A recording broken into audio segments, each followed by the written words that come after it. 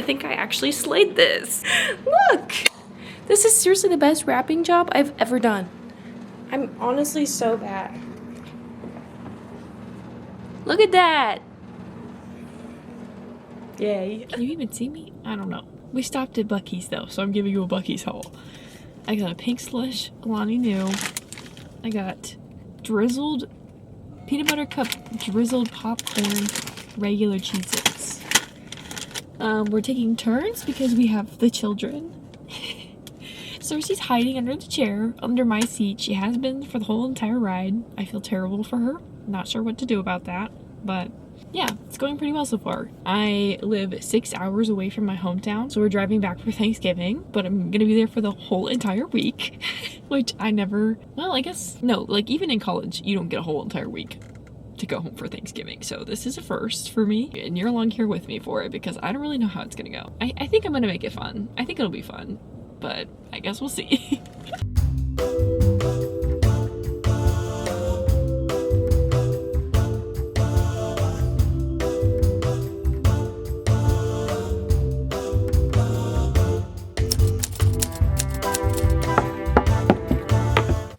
Good morning. It's Monday. I have like an hour until I have to work and I'm just eating breakfast. I did not get good sleep last night, but that's okay. I'm gonna read the rest of The Assassin's Apprentice by Robin Hobb today because I have my Libby loan is running out. It's due at like 3:45 today, so I'm trying to speed through this before it goes back because I'm 63% into it. I don't love it, but I want to finish it because it goes back to Libby and I'm not done. I'm never picking it up again. So we're starting with that.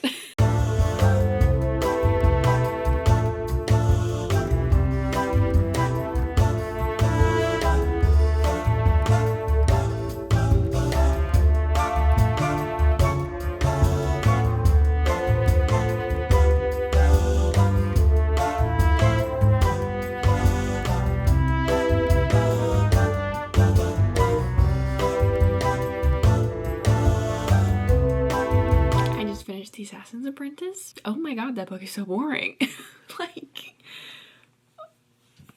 I don't know what to do with myself because that was so boring. And I thought it was gonna get more interesting, and then it didn't. I'm gonna give it 3 stars though.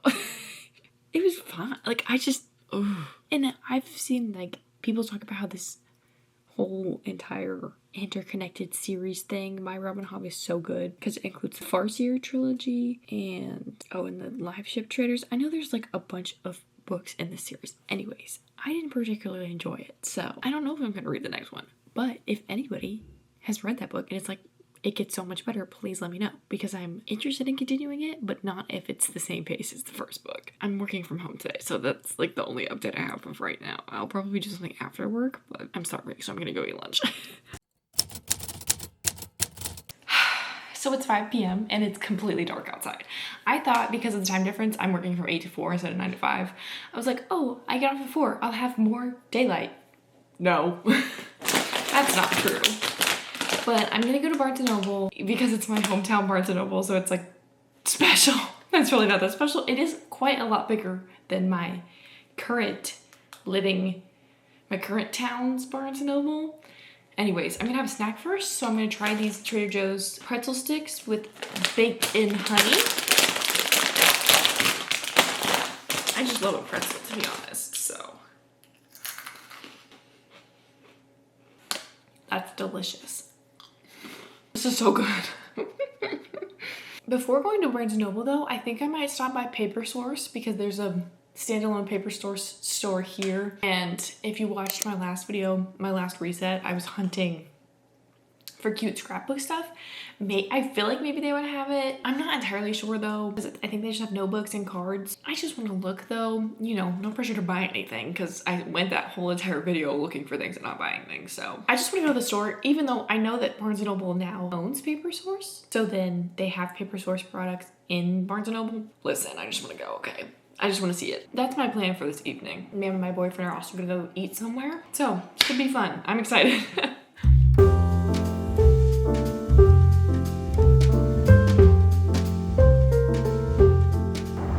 Wow. Shut up! This one's 25%.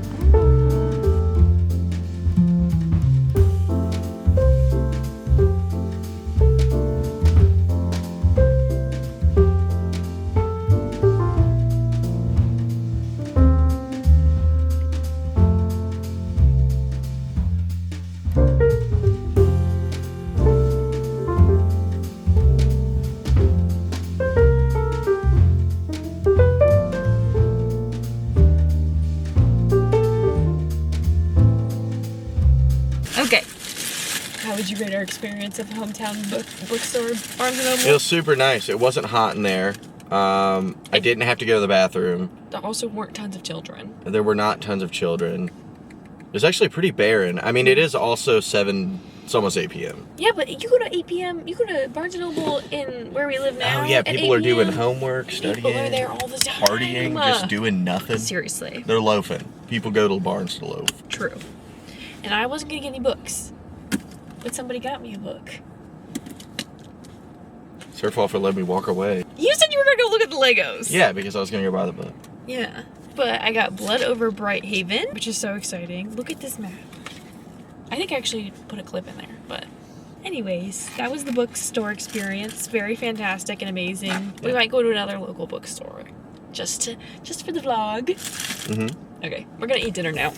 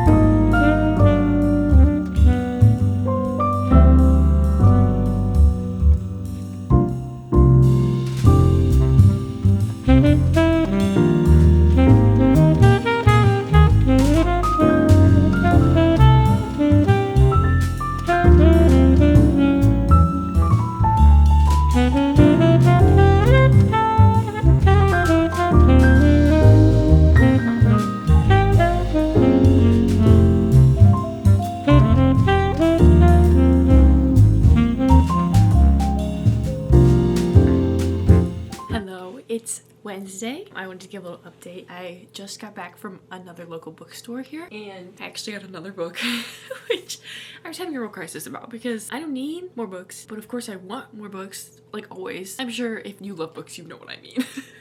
But I actually picked up Juniper and Thorn by Ava Reed because I recently read Lady Macbeth by her and loved it. Thought it was so good.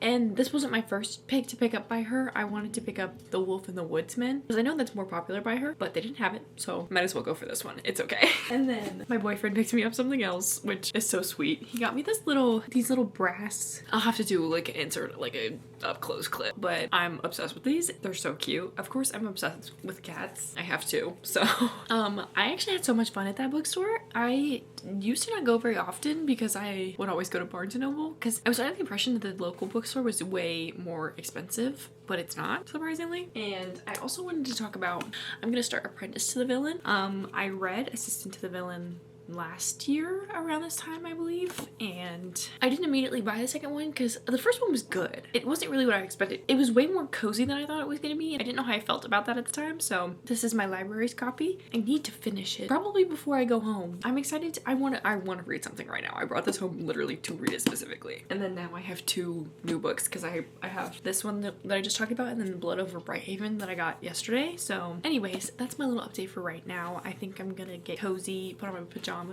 and read for the night, which I'm very excited about.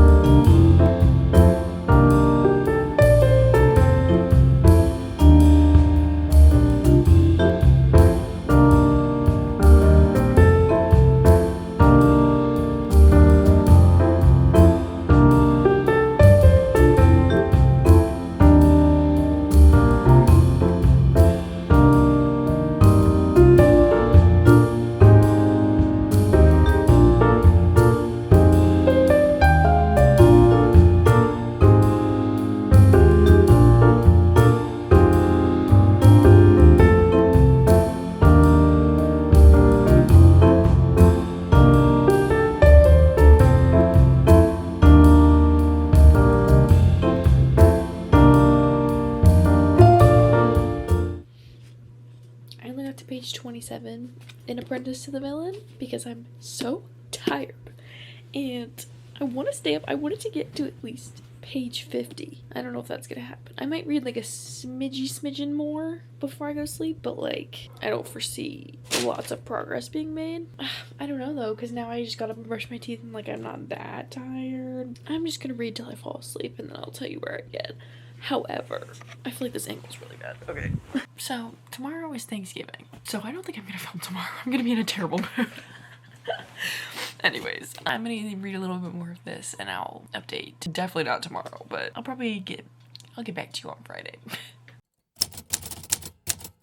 Hello, it's Friday now, so yesterday was Thanksgiving, so happy Thanksgiving to anyone who celebrated.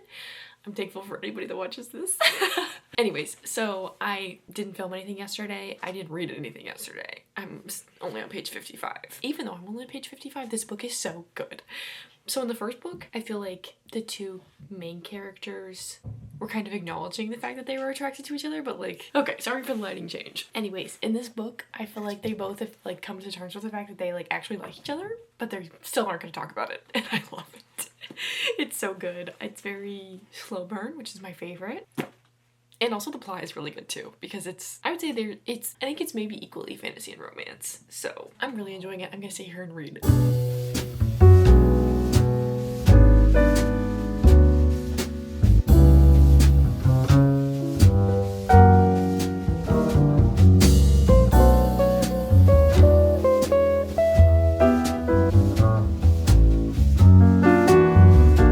Look at my new sweater.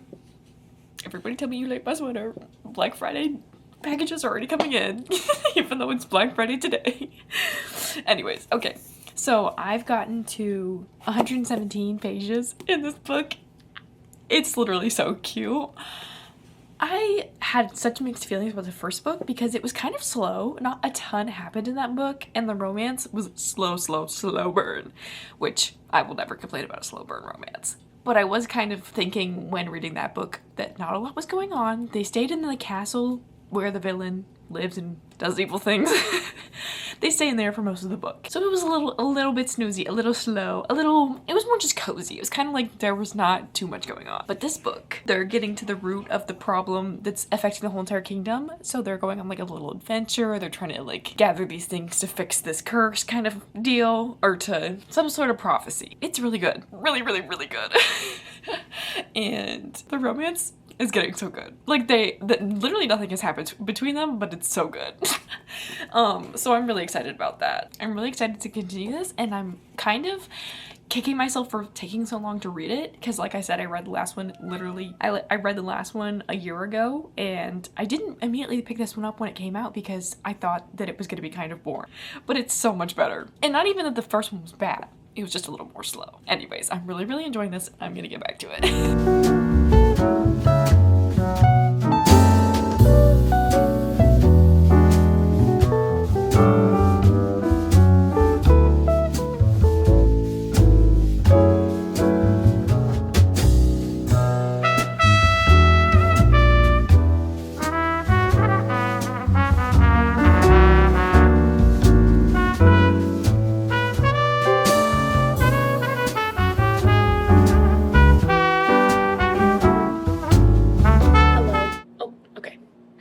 Home now. I wanted to give my final review about Apprentice to the Villain because I think I left off absolutely loving the book, which is still the case. However, there's a lot of things that are different in this book than I thought. So first of all, I didn't know that there's 2 more books after this. I thought that maybe it would have been a trilogy, maybe this could have been the last one, but that's just on me. I didn't know how many books were in this series, so I expected the romance to be like in this book, like this overcame all the obstacles in the romance, pre-romance kind of thing, and then they were a couple. I don't think that's a spoiler, but not the case because there are 4 books. So I would say the first half of this is very focused on the feelings between the 2 characters in the romance, and then it kind of goes on pause, and like the plot really takes hold in the second part, which I kind of have mixed feelings about because I really enjoyed the first half and the romance, and I really enjoyed the second half, but I do think it's strange that it's like pretty split. Like between parts of the book having romance and then parts of the book not having romance. But like not even romance like scene, like it's just like them interacting with each other. I mean, like the building romance, not romance scenes, if you know what I mean. So I thought that was kind of strange. However, it also made me love the book a lot more. Because once I got to the like actual plot picking up and things started to fall into place and like the pieces of the puzzle coming together, I was like, wait a minute, this is actually so good. So I'm really, really, really excited to read the third book of this, which comes out next like September. Which I'm really upset about because I would love to pick it up right now. But yeah, this turned out to be a lot better than I thought. It takes a lot of like, the characters are very lighthearted and like cozy kind of characters, but the plot gets more serious as you go on, which I really, really, really enjoy. And Evie Sage, our main character, really love her. She's like this bright, sunshiny, happy person, but she's also a really strong female character. And oh, I love that. I love when it's like, yeah, things have happened to her. She's gone through some dramatic events, but she's still such a sunshiny, happy person, and it doesn't make her give up on the world, but like not in an annoying way, like in a very realistic way. I thought it was really good. I gave it 4 stars. I think it's like a solid 4. Like it was really good, and I'm really excited for the next one. Also, I love the villain. Something else that I really liked was that there's more point of views in this book. And so the first book you only get Evie and the villain, and I think the villain you get like only a couple chapters in his POV, if I'm not mistaken. I don't really remember, but in this one you get a couple different people, which I enjoyed. It makes it more interesting. But like whenever I would get kind of not bored, but like I was like, oh, I want the romance to pick back up, I would always go to the, like I would look to see how many chapters I had until the villain's point of view, and then they would just make me keep reading. Because I also really, really like the villain. So I really like the 2 main characters. I am starting to really like the side characters as well. There's also like side little romances that you're gonna see, or you see start to happen in this book that I'm sure that we're gonna expand on further on. It's really good. I highly suggest, if you haven't read it, definitely read this, and obviously the first one. So, but anyways, I'm back home now, as I said before, which means the week back home is done. Thanksgiving is over, but I'm excited because that means Christmas time, and I get to start celebrating Christmas, decorating for Christmas. So that's the end. Thank you for watching, and hopefully I'll see you next week. Bye.